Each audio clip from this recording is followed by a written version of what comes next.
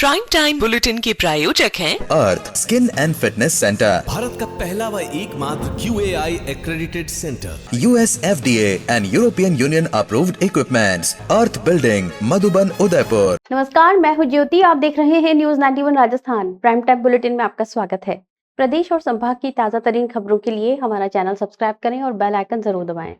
चलिए खबरों का सिलसिला शुरू करने से पहले नजर डालते हैं अब तक की टॉप हेडलाइंस पर। हेडलाइन के प्रायोजक हैं आरके प्रॉपर्टीज एंड कंसल्टेंट। आपके लिए आरके प्रॉपर्टीज लाए हैं सेक्टर 14 आबादी क्षेत्र में 200 फीट रिंग रोड के पास UIT converted plot. Padmavati Vihar में अपना प्लॉट बुक करने के लिए आज ही विजिट करें RK properties and consultant, star tower hotel Akriti के पास, उदयपुर।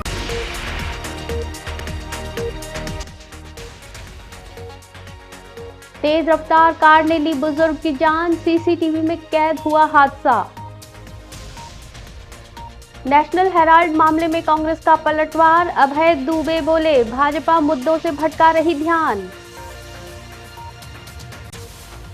कानोड़ नगर पालिका में फर्जी हाजिरी भरने का मामला, कर्मचारियों के बीच मारपीट।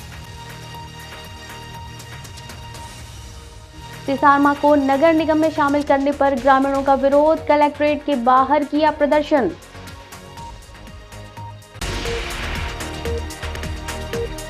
राजसमंद जिले के भीम थाना क्षेत्र से एक दर्दनाक सड़क हादसे की खबर सामने आई है। बरार NH 58 अस्पताल के सामने से तेज रफ्तार से आ रही कार ने सड़क पार कर रहे एक बुजुर्ग राहगीर को टक्कर मार दी। हादसा इतना भीषण था कि बुजुर्ग की मौके पर ही मौत हो गई। मृतक की पहचान बरार निवासी हजारीलाल प्रजापत के रूप में हुई है। घटना का सीसीटीवी फुटेज सामने आया है, जिसमें साफ तौर पर देखा जा सकता है कि कार तेज रफ्तार में आ रही थी और अचानक सामने आए राहगीर को बचाने की कोई कोशिश नहीं की गई। टक्कर लगते ही बुजुर्ग की मौके पर ही मौत हो गई। हादसे की सूचना मिलते ही सैकड़ों ग्रामीण मौके पर इकट्ठा हो गए। स्थानीय लोगों में खासा आक्रोश देखा गया, क्योंकि जिस सड़क पर हादसा हुआ वहां सर्विस लाइन का निर्माण कार्य लंबे समय से अधूरा पड़ा है। ग्रामीणों का कहना है कि अधूरी सड़क और बदहाल व्यवस्थाएं हादसों को न्योता दे रही हैं। सूचना मिलने के बाद मौके पर पुलिस भी पहुंची और शव को पोस्टमार्टम के लिए मोर्चरी भिजवाया गया। हादसे के बाद कार चालक मौके से फरार हो गया, जिसकी पुलिस तलाश कर रही है। ग्रामीणों ने प्रशासन से अधूरी सर्विस लाइन को जल्द से जल्द पूरा करवाने की मांग की है, ताकि भविष्य में इस तरह की घटनाओं को रोका जा सके। A1 Senior Secondary School, a legend in school education. Co-education English medium with commerce and science stream. School aims at all-round development of children. School aims to create genuine interest for education through playway and audio-visual modes. Be able to make sensible choice between right and wrong. Well-equipped physics lab, chemistry lab, biology and computer lab. Spacious library and reading room. Round-the-clock CCTV surveillance by the management. Admission open for nursery to 12th. A1 Senior Secondary School, 1 North Ayad, University Road, Udaipur. Congress party के राष्ट्रीय प्रवक्ता अभय दुबे ने सोमवार को उदयपुर प्रवास के दौरान केंद्र सरकार पर तीखा हमला बोला। कजरी होटल में आयोजित प्रेस वार्ता में उन्होंने कहा कि नेशनल हेराल्ड मामले को उठाकर भाजपा देश के असली मुद्दों से जनता का ध्यान भटकाना चाहती है। दुबे ने आरोप लगाया कि केंद्र सरकार ने हाल ही में गुजरात में आयोजित कांग्रेस के अधिवेशन के बाद से राजनीतिक बौखलाहट में विपक्षी नेताओं को निशाना बनाना तेज कर दिया है। उन्होंने कहा कि प्रधानमंत्री नरेंद्र मोदी और गृह मंत्री अमित शाह की जोड़ी कांग्रेस की बढ़ती सक्रियता से घबराई हुई है। इसलिए एक बार फिर से ईडी को सामने लाकर सोनिया गांधी और राहुल गांधी को घेरने की कोशिश की जा रही है। दुबे ने कहा कि नेशनल हेराल्ड मामले में प्रवर्तन निर्देशालय द्वारा जो आरोप लगाए जा रहे हैं वे पूरी तरह निराधार हैं। उन्होंने स्पष्ट किया कि इस मामले में न कोई धनराशि का लेन देन हुआ है, न ही कोई संपत्ति का हस्तांतरण। ऐसे में मनी लॉन्ड्रिंग का सवाल ही नहीं उठता। उन्होंने कहा कि बैलेंस शीट को कर्ज मुक्त करने के लिए कर्ज को इक्विटी में बदलना एक सामान्य प्रक्रिया है, जो पूरी तरह से कानूनी और वैध है। दुबे ने कहा कि ये दुर्भाग्यपूर्ण है कि गांधी परिवार को लगातार राजनीतिक निशाना बनाया जा रहा है। उन्होंने कहा, भाजपा ने गांधी परिवार के हर सदस्य को निशाने पर लिया है। भाजपा को चुनौती देते हुए दुबे ने कहा, मोदी सरकार की जेलों ने अभी तक वो लोहा नहीं बनाया जो कांग्रेस पार्टी के फौलादी इरादों को हिला सके। उन्होंने कहा कि कांग्रेस पार्टी लोकतांत्रिक तरीके से हर हमले का जवाब देगी और जनता के बीच जाकर सच्चाई उजागर करेगी। प्रेस वार्ता के दौरान कांग्रेस नेताओं और कार्यकर्ताओं की उपस्थिति रही। कार्यक्रम के बाद अभय दुबे ने पार्टी नेताओं से मुलाकात कर संगठनात्मक गतिविधियों की जानकारी ली। भारतीय जनता पार्टी का व्यवहार अंग्रेजी हुकूमत की तरह है। अंग्रेजों ने भी नेशनल हेराल्ड से प्रतिशोध लिया था। भारत छोड़ो आंदोलन के दौरान इस नेशनल हेराल्ड, जो कि आज़ादी के आंदोलन का अखबार था, उसे प्रतिबंधित कर दिया था। आज वही प्रतिशोध भारतीय जनता पार्टी, कांग्रेस पार्टी और नेशनल हेराल्ड से ले रही है। यंग इंडिया नाम की कंपनी, जिसके माध्यम से राहुल गांधी और सोनिया गांधी जी पर आरोप लगाया है, उसमें सिंगल पैसा भी ट्रांसफर नहीं हुआ है, 1 इंच भूमि भी ट्रांसफर नहीं हुई। उसी के आधार पर 2015 में ईडी ने इस पे क्लोजर फाइल किया, तो ईडी के प्रमुख को मोदी सरकार ने हटा दिया। सुब्रमण्यम स्वामी कोर्ट गए 2013 में, लेकिन 2016 में स्पेशल जज ने कहा कि प्रोसिक्यूशन एविडेंस पर 2016 से लगा है, आप आने की अपेक्षा सिर्फ तारीखें ले रहे हैं। तो स्वामी साहब ने हाई कोर्ट से उस मुकदमे में स्टे ले लिया। 2021 में ईडी ने अलग से एक मुकदमा फाइल किया, लेकिन तथ्य और सत्य कुछ था ही नहीं उनके पास।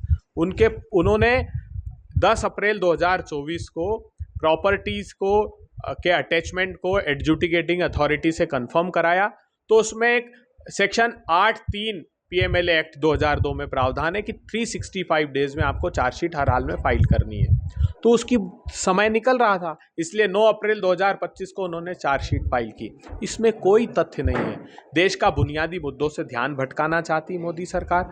गुजरात में संगठन सृजन हमारा कार्यक्रम जोरों पर है, उससे डर गई भारतीय जनता पार्टी की सरकार। वो बेरोजगारी का, महंगाई का, चीन के कब्जे का जवाब नहीं देना चाहते। अमेरिका से हथकड़ी और बेड़ियां लगाकर हमारे नागरिक लाए जा रहे हैं, उससे ध्यान भटकाना चाहते हैं।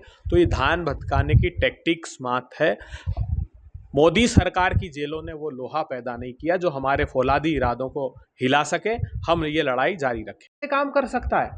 उसका जब कैपिटल गेन आया तो इनकम टैक्स का नोटिस आया, तो देश को पता लगा कि कैपिटल गेन टैक्स का नोटिस आ गया है। तब वो भी बता रहे थे कि हम अखबार निकालते हैं और उस अखबार का लॉस हुआ है। वो अखबार अपने अखबार में पंचजन्य में ऑर्गेनाइजर में एडवर्टाइजमेंट नहीं लेते हैं क्या सरकार से? बताएं। जब पत्रकारों की वेतन, पत्रकारों की पेंशन, वो कहाँ से आएगी?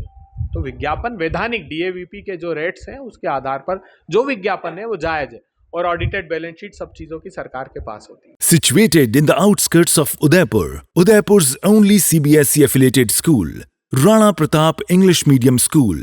Peaceful and hygienic environment, free bus facility from nursery to class 3, 100% quality result, well-maintained and updated library, well-equipped physics, chemistry, biology and computer lab, huge playgrounds. Rana Pratap Senior Secondary School, RBSC, separate boys and girls hostels. Rana Pratap Group of Institutions behind Chaudhary Petrol Pump, Bhindar, Udaipur. Udaipur जिले की कानोड़ नगरपालिका एक बार फिर सुर्खियों में है। इस बार 2 कर्मचारियों के बीच फर्जी हाजिरी भरने को लेकर विवाद सामने आया है। ये विवाद रोजगार सहायक भारत सिंह भाटी और junior technical assistant Jairam Meena के बीच हुआ।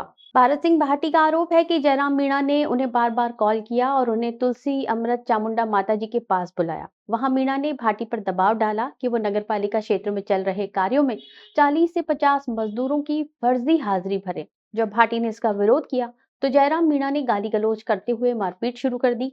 भाटी ने बताया कि इस दौरान मीणा शराब के नशे में था और हमले में उनके गाल और कान पर चोटें आई। घटना के बाद भारत सिंह भाटी ने कानोड़ थाने पहुंचकर जयराम मीणा के खिलाफ रिपोर्ट दर्ज करवाई। पुलिस ने मामला दर्ज कर जांच शुरू कर दी है। जयराम मीणा के खिलाफ ये नया विवाद है। इससे पहले भी वो कई अन्य मामलों में विवादों में घिर चुके हैं। कल शाम को मेरे जो जेठी है जयराम जी मीणा, उनका कॉल आया था, तो उन्होंने मुझे 3-4 बार मैंने कॉल अटेंड नहीं करा था। लास्ट में बात हुई थी तो उन्होंने मुझे चामुंडा माता रोड, ये तुलसी अमृत वाला रोड है, वहाँ पे बुलाया। वहाँ मैं जैसे ही गया वो शराब के नशे में थे और उन्होंने मुझे बोला कि 40-50 लोगों की फर्जी हाजिरी चलाएँ। मैंने इस पर मना कर दिया कि अपन ये काम नहीं कर पाएंगे, आप आगे बात कर लेना, मैं इस काम को नहीं कर पाऊँगा। फिर उन्होंने मेरे साथ गाली गलौज करी, मारपीट की। जैसा आप देख सकते हो यहाँ पे ये निशान भी है, उन्होंने यहाँ पे मेरे मारपीट करी। फिर जैसे तैसे मैं वहाँ से बच कर निकला और उसके बाद मैंने कानोड़ थाने में जाकर इसकी रिपोर्ट दर्ज कराई। मैं तो यही चाहता हूँ कि जो पुलिस है और जो विभाग है इसकी उचित कार्रवाई करे। The Scholars Arena, an English medium co-education senior secondary school, pre-nursery to 12th, affiliated to CBSE, well-equipped physics, chemistry, biology and computer lab, up to 2nd standard, no school bags, no homework, air-conditioned pre-nursery and nursery classrooms, enabling child to speak fluent English, ensure the best English speaking environment, well-equipped indoor and outdoor game facility. School also ensure full security while pick and drop your child. The Scholars Arena English Medium Senior Secondary School, Savina Bypass, Sector 9, Hiran Magri, Udaipur. Our second branch, New Swaminagar, 100 Feet Road, Tekri Madadi Link Road, Udaipur. Udaipur शहर से सटी ग्राम पंचायत सिसारमा को नगर निगम की सीमा में शामिल किए जाने की घोषणा के बाद सिसारमा के ग्रामीणों का आक्रोश बढ़ता जा रहा है। गुस्साए ग्रामीणों ने आज जिला कलेक्ट्रेट के बाहर जोरदार प्रदर्शन किया और सिसारमा ग्राम पंचायत को नगर निगम में शामिल नहीं करने की मांग उठाई। प्रदर्शन कर रहे ग्रामीणों ने कहा कि सिसारमा ग्राम पंचायत संविधान की 5वीं अनुसूची के तहत टीएसपी एरिया घोषित किया गया है, जिसके चलते यहाँ के ग्रामीणों को सरकार की कई महत्वपूर्ण योजनाओं का सीधा लाभ मिलता है। उनका ये कहना था कि अगर सिसारमा को नगर निगम की सीमा में लाया जाता है तो ये तमाम लाभ ग्रामीणों से छिन जाएंगे। ग्रामीणों ने ये भी कहा कि गांव में सभी मूलभूत सुविधाएं उपलब्ध हैं। यहाँ रहने वाले ग्रामीणों की मुख्य आजीविका का स्रोत कृषि और पशुपालन है। उनका मानना है कि नगर निगम के तहत आकर ये सुविधा भी प्रभावित हो सकती है, जिससे उनकी आजीविका पर प्रतिकूल असर पड़ेगा। ग्रामीणों ने चेतावनी दी कि अगर उनकी मांग को नजरअंदाज किया गया तो आने वाले समय में वे और उग्र आंदोलन करेंगे। इस प्रदर्शन ने प्रशासन के सामने सिसारमा ग्राम पंचायत को नगर निगम में शामिल करने के फैसले पर पुनर्विचार करने की मांग की है। लोग जो है निगम लेने से परेशान हो जाएंगे और केवल लोगों की परेशानी के अलावा और कुछ मिलने वाला नहीं है सरकार को और निगम को। इसलिए हम रिक्वेस्ट करने आए, आज मुख्यमंत्री जी के नाम ज्ञापन देने आए। हम सरकार से आग्रह करते हैं कि हमारे इस फैसलों को बदले और सिसारमा को पुनः पंचायत ही रहने दें और गांव का कल्चर ही वहाँ, ताकि हम गांव के कल्चर में जी सके। आराम से लोग वहाँ अपनी ज़िंदगी खेती और लोग हैं, पशु और पालने वाले लोग हैं। इसलिए हमारा जो गाँव का कल्चर है वो बना रहे, ये हम आज करने के लिए, धरना प्रदर्शन करने के लिए और मुख्यमंत्री के नाम ज्ञापन देने के लिए उपस्थित हो।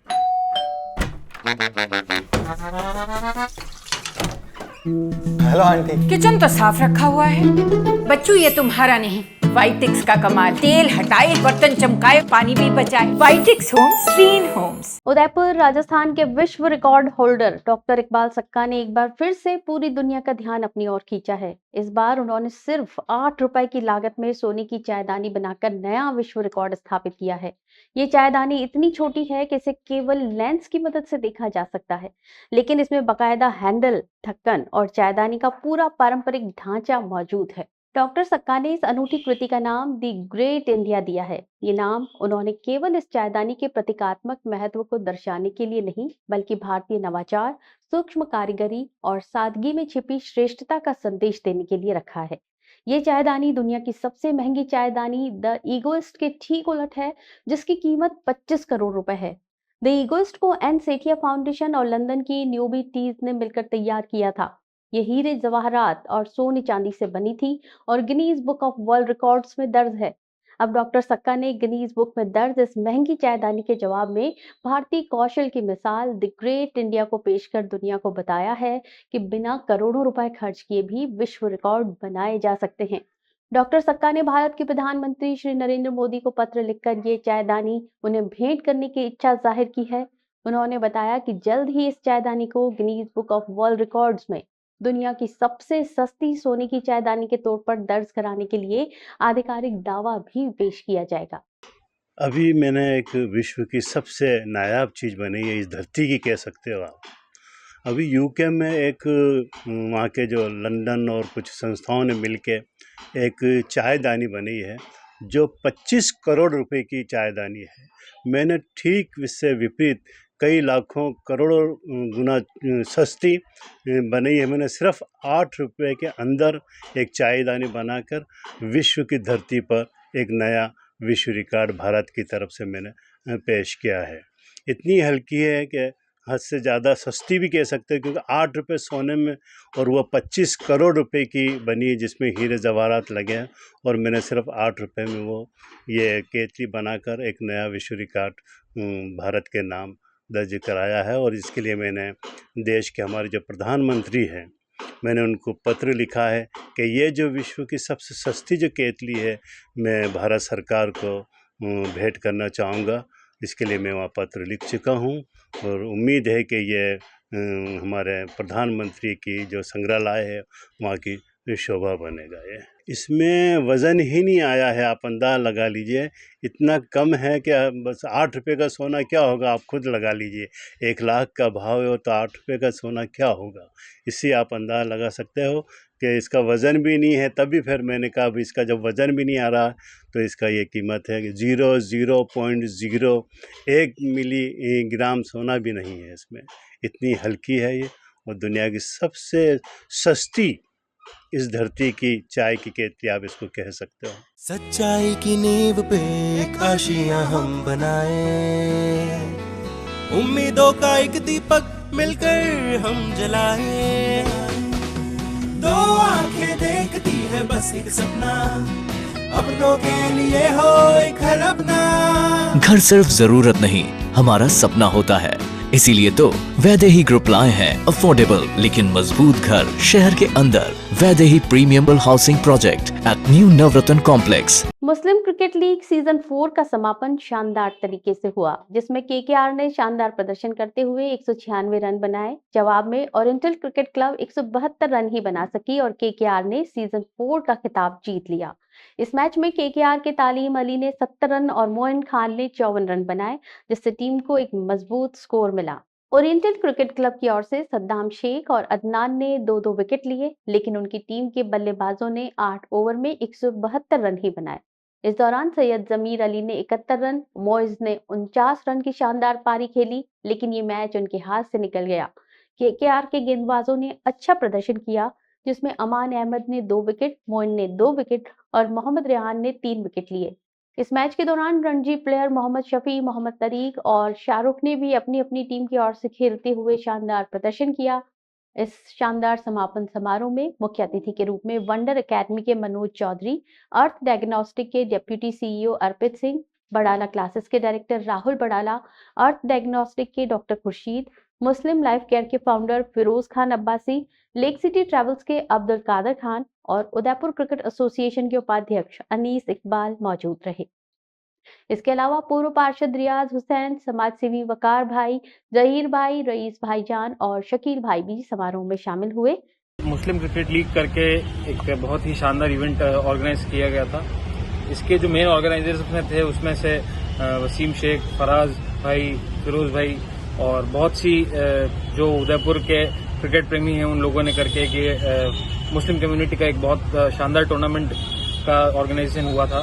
इसमें लगभग उदयपुर संभाग की 16 टीमों ने भाग लिया था, जिसमें कल शिकारवाड़ी ग्राउंड पर नाइट में इसका फाइनल मैच खेला गया। उसमें कारवाड़ी नाइट राइडर्स और ओरिएंटल क्लब के बीच में फाइनल मैच खेला गया, जिसमें कारवाड़ी नाइट राइडर्स ने फाइनल मैच जीता है। ये इस इवेंट का ऑर्गेनाइज कराने का मेन ये जो रीजन था हमारा वो ये था कि जिस तरीके से स्पोर्ट्स में युवाओं का जो रुझान बढ़ता गया है उसमें से मुस्लिम प्रतिभाओं को हम किस तरीके से बाहर ला सकें और किस तरीके से उनको स्पोर्ट्स के फील्ड में डेवलपमेंट हम दे पाएं, वो हमारा मेन मोटो था जो काफी अच्छे से ऑर्गेनाइज किया गया। पूनम फर्नीचर 31 वर्षों से आपकी सेवा में। Office, hospitals, hotels, college, corporate और सभी तरह के गवर्नमेंट इंस्टीट्यूशंस में टर्नकी प्रोजेक्ट्स विशेषज्ञ पूनम फर्नीचर्स आपके लिए लाए हैं 0 डाउन पेमेंट 0% ब्याज पर आसान ऋण योजना। घर के आंगन सा लगे ससुराल का हर कोना।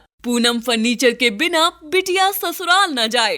Poonam furnitures, Hiranmagri, sector 5, main road, Udaipur. Rajsamand जिले की आमेर तहसील से एक सनसनीखेज खबर सामने आई है, जहां पारिवारिक विवाद ने एक जिंदगी ले ली।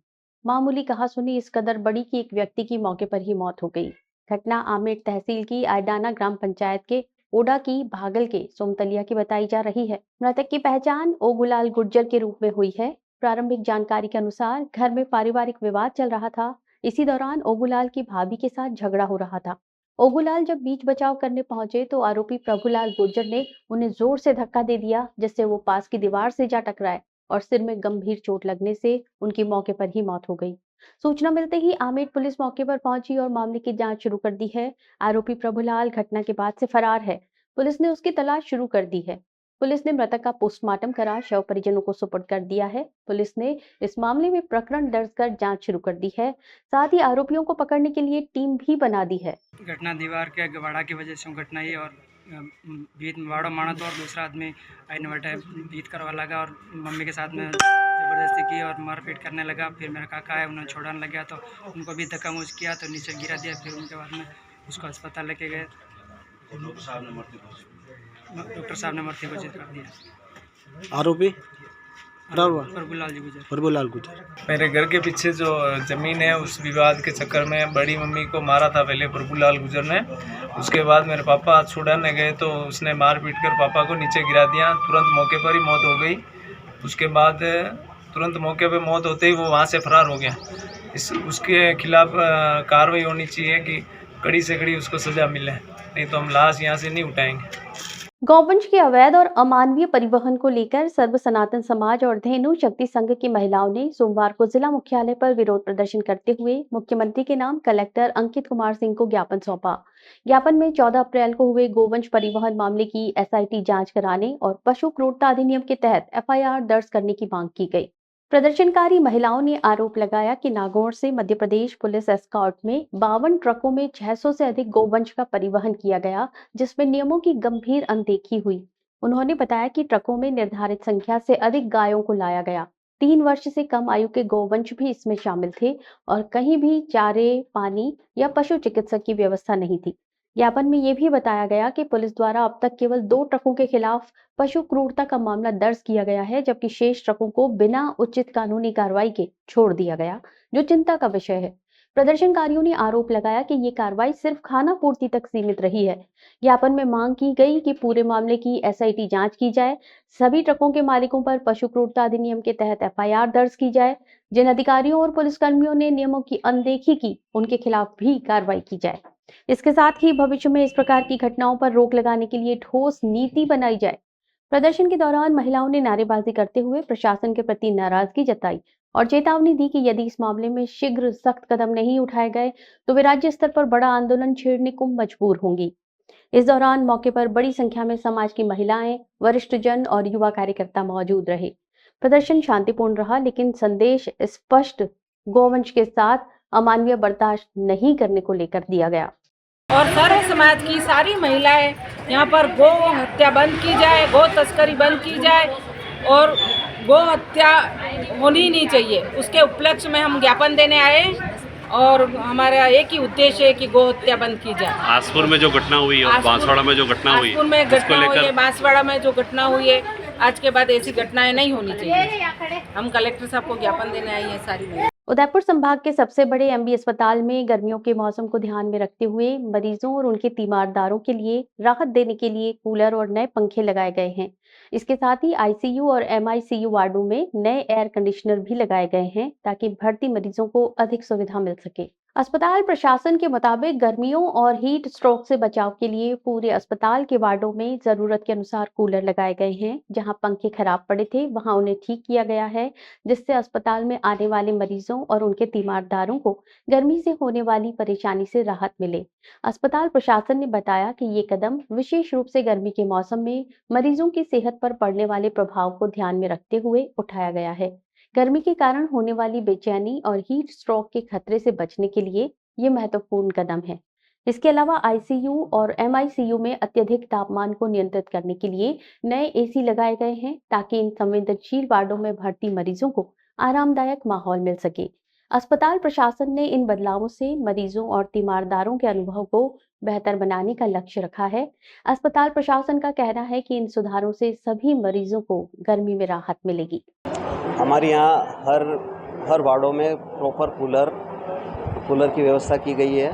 कूलर अगर कहीं ख़राब है तो उसको रिपेयर करा दिए गए, नहीं है तो नए परचेज हो चुके हैं। सब जगह नए कूलर भी लग गए हैं और स्टाफ को इससे रिलेटेड अच्छी तरह से ट्रेनिंग दी है। सारे रेजिडेंट, डॉक्टर्स सबको ट्रेनिंग मिली हुई है और हर तरह के केस से आते ही उससे लड़ने की या उससे निपटने के लिए सब पूरी तरह से तैयार है। अभी कोई मामला आए? अभी तक एक भी केस नहीं आया है, लेकिन आते हैं तो किस तरीके से आप लोग आएंगे तो सारी टीम तैयार है। एवरेज कुछ वार्डों में कूलर्स हैं, 8 से 10 कूलर एक वार्ड में है और नहीं है वहाँ AC लगे हुए हैं। AC वाले वार्ड भी हैं और कूलर वाले वार्ड भी हैं। कुल मिला के पेशेंट को या अटेंडेंट को किसी को गर्मी का सामना नहीं करना पड़े। आप इमरजेंसी में कुछ बेड्स रिजर्व कर रखे हैं और सारे वार्ड्स में पूरी तैयारियाँ है, यानी रिजर्व हर वार्ड में तैयारी है, किट बना हुआ है और वेल ट्रेंड स्टाफ है। आगामी 1 मई मजदूर दिवस के मौके पर राजस्थान लोकतांत्रिक मोर्चा की ओर से मजदूरों के अधिकारों और हितों को लेकर जिला कलेक्ट्री पर रैली, आम सभा और धरना आयोजित किया जाएगा। मोर्चा पदाधिकारियों ने जानकारी दी कि इस आंदोलन में माकपा, माले, सीटू सहित सभी वामपंथी दलों और मजदूर संगठनों को शामिल किया जाएगा, जिससे ये एक संयुक्त जन आंदोलन का रूप लेगा। मोर्चा की ओर से जारी बयान में बताया गया कि देश भर में मजदूर वर्ग आज भी अपने मूल अधिकारों से वंचित है। असंगठित क्षेत्र के मजदूर, दलित, आदिवासी और पिछड़े वर्ग के लोगों को आबादी के अनुपात में आरक्षण का लाभ नहीं मिल रहा है, जो गंभीर चिंता का विषय है।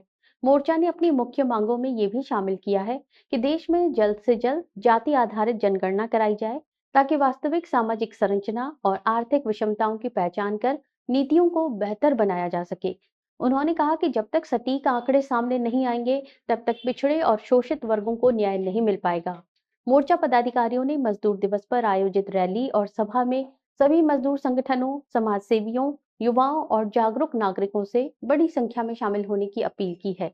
ये आंदोलन मजदूर अधिकारों की बहाली, न्यूनतम वेतन, रोजगार सुरक्षा और सामाजिक न्याय के मुद्दों को लेकर एक महत्वपूर्ण कदम बताया गया है। रैली के बाद जिला कलेक्टर को मांगों से संबंधित ज्ञापन भी सौंपा जाएगा, जिसमें केंद्र और राज्य सरकार से नीतिगत बदलाव की मांग की जाएगी।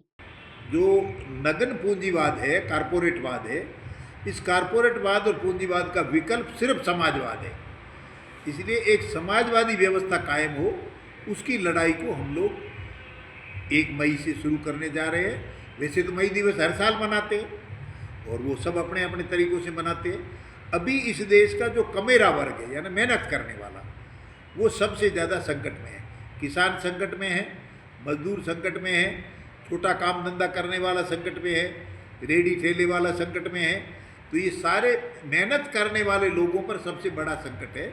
तो इसके मुकाबले के लिए हम ये सरकार को चेतावनी दे रहे हैं और जनता को ये कह रहे हैं कि भाई जब तक आप समाजवाद का रास्ता नहीं पकड़ोगे, तब तक इन सारी बीमारियों का समाधान नहीं होगा। तो समाधान का रास्ता ढूंढने के लिए हम लोग 1 मई का जो इस साल का मई दिवस है, उसको उदयपुर में एक बड़ी रैली के साथ और कलेक्ट्रेट पर आम सभा के साथ में, और वहाँ धरना रहेगा और सभा रहेगी। उसके बाद में हम पूरे राजस्थान में ये जो मुद्दे हमने दिए हैं आज, इन मुद्दों को पूरे राजस्थान में इन मुद्दों पर आधारित एकता बनाई जाए और ये एक तरह का आने वाले समय का राजस्थान का राजनीतिक, वैकल्पिक राजनीतिक एजेंडा भी है। इस रास्ते से आपका देश बन सकता है, बच सकता है। भारतीय जनता पार्टी की ओर से वक्फ सुधार अभियान का सोमवार को जिला मुख्यालय पर पार्टी कार्यालय में आगाज किया गया। भाजपा कार्यालय में जन जागरण के लिए कार्यशाला आयोजित की गई। भाजपा अभियान के संयोजक सुरमाल परमार ने एसटी मोर्चा के प्रदेश अध्यक्ष नारायण लाल मीणा का स्वागत किया। कार्यशाला को संबोधित करते हुए मीणा ने कहा कि वक्फ कानून का दुरुपयोग कांग्रेस नेताओं और भू माफियाओं को गरीब और निचले तबके के मुस्लिम परिवारों की जमीनों पर कब्जा करने और घर, खेत, खलिहान से बेदखल करने में अब से पहले होता आया, लेकिन आज तक मुस्लिम समाज को भूमाफियाओं ने जाति के नाम पर गुमराह किया और आज भी सुधार कानून आने के बाद युवाओं को बरगलाया जा रहा है। इधर सुरमाल परमार ने कहा कि वक्फ एक काला कानून था, जिससे हिंदू, मुस्लिम, सिख, ईसाई सभी को प्रताड़ित किया जाता रहा। सांसद राजकुमार सहित कई नेता अब भी मुस्लिम और जनजाति युवाओं को बरगला रहे हैं। अब कानून में सुधार किया गया है और इससे जन जागरण की दिशा में भारतीय जनता पार्टी काम कर रही है। पूरे देश में जिला स्तर से लगाकर बूथ और इकाई स्तर तक सुधार को लेकर कार्यक्रम भाजपा की ओर से आयोजित किए जाने हैं। कार्यशाला को अल्पसंख्यक मोर्चा के जिलाध्यक्ष मकबूल अहमद ने संबोधित करते हुए कहा कि मुस्लिम समाज के दबे कुचले परिवारों की जमीनों पर पहले कब्जे किए जाते रहे हैं। ऐसे में अब समाज में जन जागरण किया जाएगा, जिससे पीड़ितों को उनका हक फिर से मिले और भविष्य में किसी अन्य का हक मारा नहीं जाए। जो है भाजपा का वक्फ सुधार जन जागरण अभियान जो कार्यक्रम चल रहा है, जो हमारे देश में जिस स्थिति में अभी जो नया कानून बनाया है और उस कानून को पूरे देश में जगह जगह पहुंचाने के लिए भारतीय जनता पार्टी ने जो है भाजपा सुधार जन जागरण कार्यक्रम का अभियान चला है, जिसमें जिले से लेकर के मंडल स्तर पर और हर कार्यकर्ता तक इस बात को पहुंचाया जाएगा कि वक्फ बोर्ड के बारे में जनता में जो गलत संदेश भेजा है लोगों ने, वो सुधार का कार्यक्रम है उसको, जिसमें कई प्रकार की, जैसे अभी भ्रांतियाँ हमारे राजकुमार जी रोहत ने यहाँ भ्रांति डाली थी कि आदिवासियों की ज़मीन भी वक्फ बोर्ड में नहीं है, मगर मैं मानता हूँ कि पहले हमारे यहाँ पर वक्फ बोर्ड में आज भी भारतीय जनता पार्टी तो हटवा रही है, मगर ये कुछ ऐसे लोग जो हैं वो भारतीय जनता पार्टी को बदनाम कर रहे हैं। वक्फ बोर्ड ने जो अच्छा काम कर रहे हैं ऐसा कह रहे हैं, मुझे गलत बात है, क्योंकि अभी तक आज तक जो वक्फ बोर्ड ने जो ज़मीनें हथियाई है देश में, वो भारतीय जनता पार्टी जो इसको मुक्त करा रही है। और इस अभियान को लेकर हम प्रदेश से लेकर के मंडल स्तर और मंडल से इकाई स्तर तक उसका अभियान को जन जागरण के रूप में ले रहे हैं। जैन समाज के साधु संतों के साथ मारपीट, मुंबई में मंदिर तोड़ने और डूंगरपुर जिले के रीछा गांव में मंदिर से स्वर्ण कलश चोरी की घटनाओं को लेकर सकल जैन समाज डूंगरपुर की ओर से सोमवार को जिला मुख्यालय पर विरोध प्रदर्शन किया गया। इस दौरान समाजजनों ने राष्ट्रपति के नाम कलेक्टर को ज्ञापन सौंपते हुए दोषियों के विरुद्ध सख्त कार्रवाई की मांग की। ज्ञापन में बताया गया कि मध्य प्रदेश के नीमच जिले के कछावा गांव में कुछ असामाजिक तत्वों द्वारा जैन साधु संतों के साथ मारपीट की गई। इस घटना से जैन समाज आहत है और दोषियों पर कड़ी कानूनी कार्रवाई की मांग की गई है। वहीं दूसरी ओर मुंबई के विले पार्ले क्षेत्र में स्थित 30 वर्ष पुराने एक जैन मंदिर को बीएमसी द्वारा 16 अप्रैल को तोड़ दिया गया, जिससे पूरे जैन समाज सहित सनातन धर्मावलंबियों में रोष है। समाजजनों ने इसे धार्मिक भावनाओं को ठेस पहुंचाने वाला कृत्य बताया।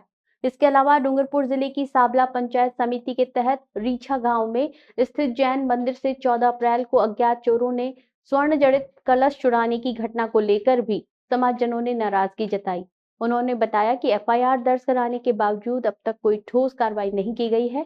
इस अवसर पर बड़ी संख्या में समाजजन कलेक्ट्रेट पहुंचे और विरोध प्रदर्शन करते हुए दोषियों को शीघ्र गिरफ्तार करने और भविष्य में ऐसी घटनाएं न हो, इसके लिए ठोस कदम उठाने की मांग की गई। ज्ञापन के माध्यम से राष्ट्रपति से आग्रह किया गया कि देश भर में जैन समाज के धार्मिक स्थलों और संतों की सुरक्षा सुनिश्चित की जाए। जैन समाज के ऊपर, जैन समाज के साधुओं के ऊपर, जैन समाज के मंदिरों के ऊपर, उसके आगम पर जो असामाजिक तत्वों के द्वारा जो हमला किया गया है, पूरी जैन समाज उससे आहत है।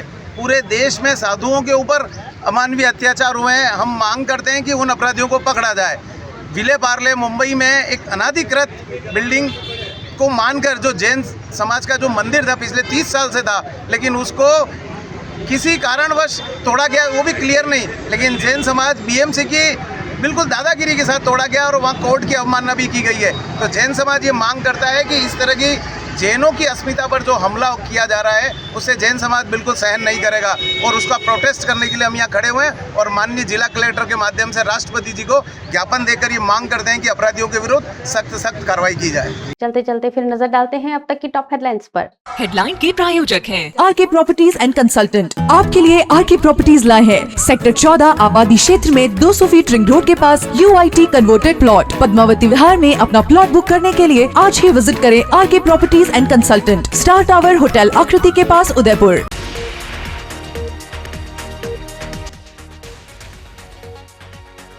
तेज रफ्तार कार ने ली बुजुर्ग की जान, सीसीटीवी में कैद हुआ हादसा। नेशनल हेराल्ड मामले में कांग्रेस का पलटवार, अभय दुबे बोले भाजपा मुद्दों से भटका रही ध्यान।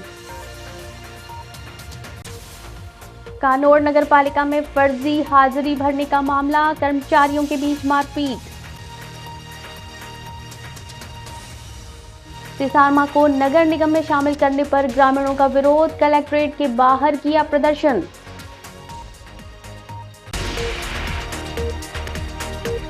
अपने स्मार्टफोन पर प्रदेश भर की खबरों से अपडेट रहने के लिए आज ही हमारा चैनल सब्सक्राइब करें और बेल आइकन जरूर दबाएं। फिलहाल इस बुलेटिन में इतना ही। दीजिए इजाजत ज्योति को। आप बने रहिए न्यूज 91 राजस्थान के साथ। नमस्कार। प्राइम टाइम बुलेटिन के प्रायोजक हैं Earth skin and fitness centre, Bharat का पहला व एकमात्र QAI accredited centre, US FDA and European Union approved equipments, Earth building, Madhuban, Udaipur. ये है चैनल 91 प्लस नेटवर्क